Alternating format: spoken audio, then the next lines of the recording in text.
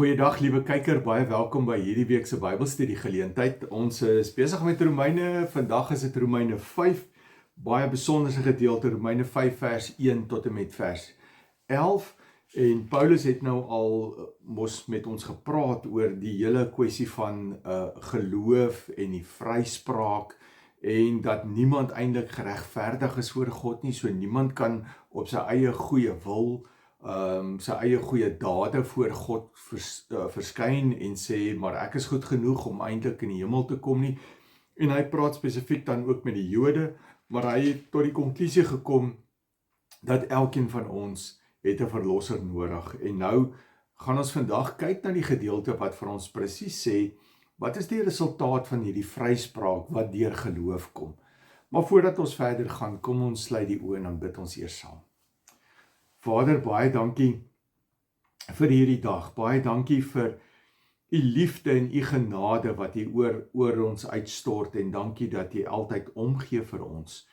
Vader, vandag is dit ook ons gebed dat u hierdie belangrike basiese beginsel van die vryspraak deur geloof en die vrug daarvan dat u dit in ons lewens sal openbaar en dat ons dit sal verstaan en dat ons vanuit dit sal lewe ook. En baie dankie, Here Jesus, vir dit wat u vir ons doen en die wyse waarop u ook ons begelei deur die Heilige Gees. In Jesus naam bid ons dit. Amen. Nou goed, ons gaan lees uit die 83 vertaling, die teks verskyn op die skerm en kom ons lees saam en ons vat hom so vers vir vers en ons werk hom deur. Paulus begin, onthou nou die agtergrond, hy het al met die Jode gepraat, hy het met die heidene gepraat en veral met die Jode en toe sê hy vir hulle, julle is nie so spesiaal soos wat julle dink nie, die wet gaan julle nie red nie, dit is Jesus Christus wat julle red en hy sê vir die heidene, julle het ook nie rede om te sê, ek weet niks van God nie, want God praat op verskeie maniere, hy praat deur die natuur, hy praat deur omstandighede, so hy sê, elkeen van ons het 'n verlosser nodig, maar hoe hierdie verlosser na ons toe kom en hoe ons hom aanvaar is 'n baie belangrike beginsel en dit is wat ons vandag nog verder na gaan kyk. Hy sê, God het ons dan nou vrygespreek, hy sê eintlik regverdig verklaar, deurdat ons glo.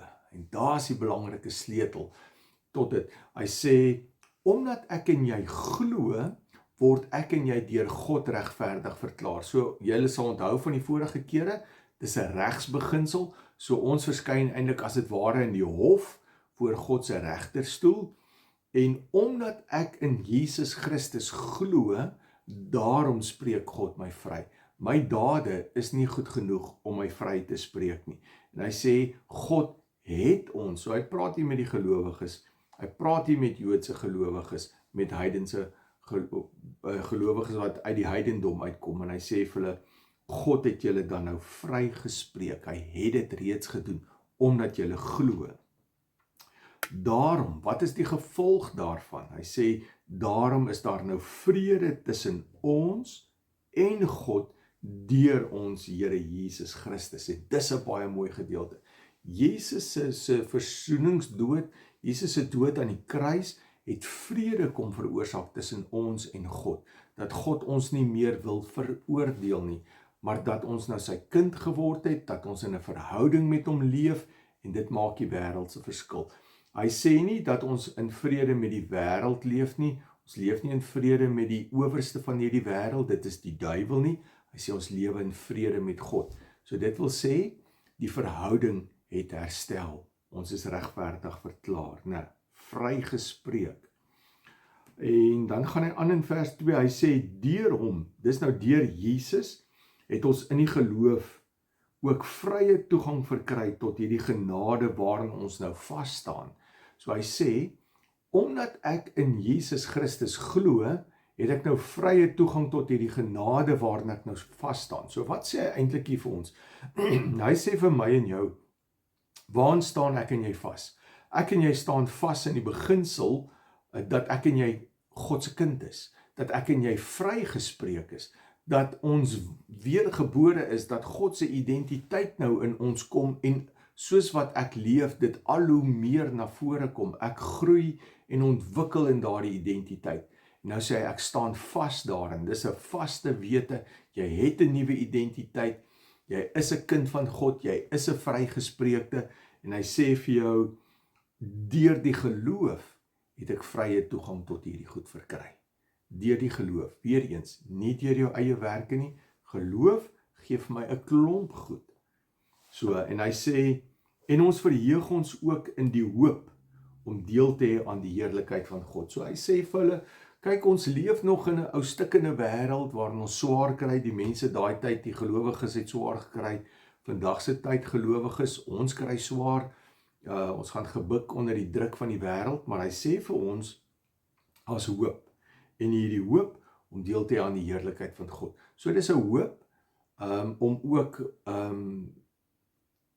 dat Christus al hoe meer in my sal groei, menende ek begin al hoe meer daardie identiteit van Christus aanneem. Dit is my hoop, maar ook op eendag, om eendag daar saam met God in die hemel te wees, 'n herstelde toestand sonder pyn of lyding, die heerlikheid van God te kan sien.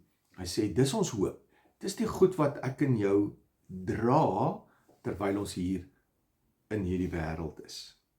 Goed, vers 3, dit is egter nie al nie. Hy sê, dat daar's nog meer aan hierdie regverdigheid wat ek gekry het, regverdigmaking, hierdie vryspraak deur die geloof. Hy sê, ons verheug ons ook in die swaar kry, want ons kry swaar, né? Want ons weet, swaar kry kweek volharding, dat ek in die swaar kry sal aangaan, en daardie gelowiges, daai tyd, was onder druk van die Romeinse regering, hulle is vervolg, so hulle het bitter swaar gekry onder die vervolging. Hy sê, maar dit kweek volharding, dat ek sal aangaan. God help my, God maak my sterk in swaar kry, in moeilike omstandighede. As die wêreld my kom in sy wurggreep kry, hy sê, en ek volhard deur die krag wat God my gee, die genade wat God my gee, hy sê, dit kweek volharding. Ek word al hoe sterker om net aan te gaan. Daai stukkies oorwinning laat my nog meer aangaan. En hy sê, hierdie volharding kweek egtheid van my geloof. Dit vorm my geloof al hoe meer. My verhouding met God versterk, want in swaar kry, dan leer ek ietsie anderste van God ken. Ek leer 'n ander aspek. Ek leer hom dalk ken as 'n versorger, ene wat my beskerm, ene wat my trane afvee. So hy sê, deur die geloof, my geloof groei, ek leer iets meer van God, en hierdie egtheid van geloof, hierdie geloof wat ontwikkel binne hierdie swaar kry omstandighede, kweek vir my hoop, dat ek kan aangaan. En hy sê, hierdie hoop beskaam nie, want hoekom? Hy sê, ek gaan nie skaam wees vir die hoop nie, hierdie hoop doen iets aan my, hierdie hoop gee vir my eintlik ook nog krag, en wat is hierdie hoop? Dis die liefde, hy skryf hier, dis die liefde, hy sê, en die hoop beskaam nie, vers 5, want God het sy liefde in ons harte uitgestort, deur die Heilige Gees wat hy aan ons gegee het. Omdat hy ons so lief gehad het, omdat Christus vir ons gesterf het, ons hom aanvaar het deur die geloof, het hy vir ons die Heilige Gees gegee, wat binne in ons woon, en dis deel van God se liefde. Dis ook God se waarborg, sê, ons gaan later kom in Romeine 8, wanneer hy sê, maar die Heilige Gees wat jy ontvang het, is my waarborg, vir hierdie lewe, vir die lewe hierna ook. Vers 6, toe ons nog magteloos was, het Christus immers reeds op die bestemde tyd vir die goddeloses gesterwe. Sien jy die genade raak hierin, lees jy dit, hoor jy dit? Toe ek en jy nog magteloos was, toe ek en jy nog buite God se sirkel was, toe ek en jy nog nie sy kind was nie, toe het Christus al reeds vir jou gesterf, het hy alles voorberei, het hy die grondgebied voorberei, het hy die geveg gestry in die geesteswêreld, sodat ek en jy, wanneer ons tot insig kom, dan sy kind kan word, dat daar niks ons meer vashou nie. 'n Mens gee tog nie sommer jou lewe prys nie, selfs nie vir 'n regverdige nie. Ja, tog vir 'n goeie mens sal 'n mens miskien nog moed hê om te sterwe. So hy sê, maar kyk wat het Christus gedoen. Jy het hom nog nie eens gekies nie. Jy was eintlik sy vyand gewees.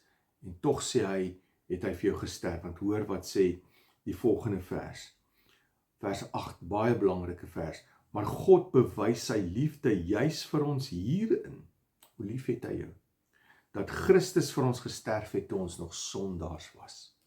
Sien, jou identiteit was nog sondaar. Jy was nie in Christus nie, jy was nie sy kind nie. Jy was nog onder die heerskappy van die duiwel, van hierdie wêreld, soos wat Efesiërs 2 sê. Maar hy sê, alhoewel jy hier was, het Christus alreeds alles voorberei. Kom sterf hy vir jou aan die kruis en kom oorwin hy alreeds die duiwel, sodat wanneer hy jou roep, wanneer hy inspraak het in jou lewe, wanneer hy van buite af werk en jou oortuig deur omstandighede of direkte inspraak in jou lewe, en jy besef, maar ek het 'n verlosser nodig, dan is die pad oop daarheen. En dit is die groot genade, dit is sy liefde, dat hy weet jy het 'n verlosser nodig, al weet jy dit nog nie, het hy dit geweet. En dit het hy vir jou gedoen, en dis hoe lief hy jou het, en daarom mag ek en jy nooit twyfel aan God se liefde nie. En weer eens, Romeine 8 gaan ons dit lees, oor God se liefde, wat net daar is. Niks kan ons skei van God se liefde nie. En hier was hy alreeds vir jou lief gewees, deur sy seun te offer, toe jy nog sondaar was, toe jy nog onder die heerskappy van die eie ek en van die duiwel was. Vers 7, vers 9. Aangesien ons nou vrygespreek is, en op grond van sy versoeningsdood, staan dit soveel vaster, dat ons deur hom ook van die straf van God gered sal word. So, omdat ek nou in Christus is, ek is vrygespreek, God kyk na my en jou deur die kruisdood van Jesus. So hy sien, onthou wat het ons al vir mekaar verskeie kere in die onderskeie Bybelstudies gesê, daar het 'n ruiltransaksie plaasgevind. Jesus se sondeloosheid het op jou gekom en jou sonde het op hom gekom. Dis onder andere hoekom hy aan die kruis uitgesê het, my God, waarom het u my verlaat? Sodat God moes, want hy het die wêreld se sonde op hom geneem, en God moes sy rug draai daarop. Hy kon dit nie goedkeur nie, want wat was die uiteinde van sonde? Die uiteinde van sonde is die dood. Daarom hoef ek en jy nie die tweede dood te sterf nie, want ons is kinders van God. En daarom is ons nie meer onder die oordeel nie. Vers 10.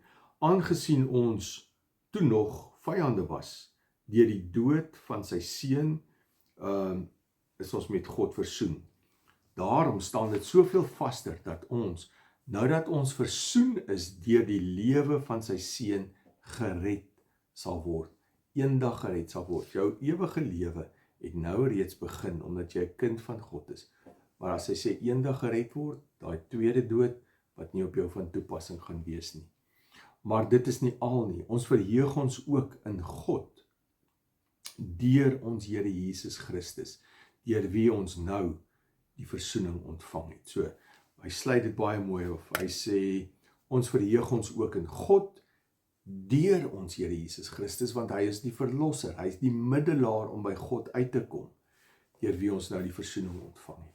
En ek wil hê jy moet hoor vandag, dat jy versoen is met God, jy wat 'n kind van God is, jy wat jou lewe oorgegee het vir hom, is versoen met God, en hy het jou ongelooflik lief, hy het jou al lief gehad nog voordat jy sy kind was, en dis hoekom sy liefde in jou is, en daarom moet ons ook in God se liefde, in Christus se liefde, soos wat Paulus ek dink in Kolossense skryf, in Christus se liefde gewortel en gegrondves moet wees, dat ons vanuit sy liefde groei, vanuit sy liefde 'n verskil maak, vanuit sy liefde sy grootheid moet verkondig.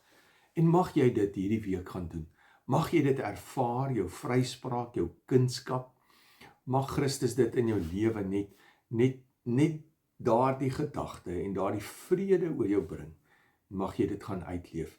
Kyk gerus na die Bybelstudie hierna en groei meer vanuit hierdie gedeelte. Kyk na die vrae en laat toe dat die Heilige Gees jou ook daardeur verder vorm. Maar kom ons sluit die oë en dan sluit ons daarmee ook af. Vader, baie dankie vir u vryspraak deur Jesus Christus. Jesus, u offer was groot. U liefde onbeperk. want U het vir ons gesterf toe ons nog sondaars was. Dankie daarvoor. Dankie dat U nie moed opgegee het op ons nie. Ons wat nie vir U gekies het nie, maar U wat ons kom kies het, en U wat in ons lewens kom inspreek het, en van buite af gewerk het, sodat ons U raak sien, en besef ons het U nodig. Dankie daarvoor. Ons loof en prys U daarvoor. Vader, maar help ons om ook ons kindskap, en daardie liefde wat ons van U af ontvang het, uit te leef, in 'n wêreld wat dit moet raak sien. Help ons om sout en lig vir hierdie wêreld te wees. Ons gee aan U die eer, deur ons verlosser Jesus Christus. Amen. My gebed is dat jy 'n regtig ware geseënde week sal hê, en dat die Here jou seën, en dat jy met die seëninge wat jy van die Here af ontvang, ook weer 'n seën van verander gaan wees. Gaan uit en gaan maak 'n verskil. Groete, tot volgende keer.